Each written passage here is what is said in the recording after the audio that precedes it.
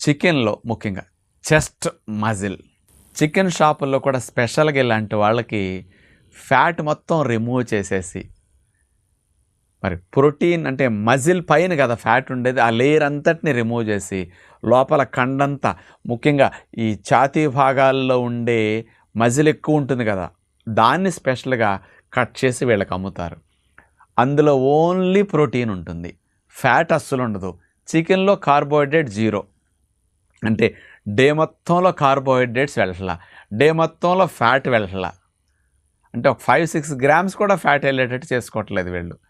అంటే ఏమీ వెళ్ళట్లా, అంటే ఉన్న ఫ్యాట్ అంతా కరిగిపోవాలి కాబట్టి ఓన్లీ ప్రోటీన్ ఫుడ్. అంటే 3 పూటలు ఇట్లట ఆహారం తినేసరికి లోపల ఉన్న కొవ్వు స్పీడ్గా కరిగిపోతుంది.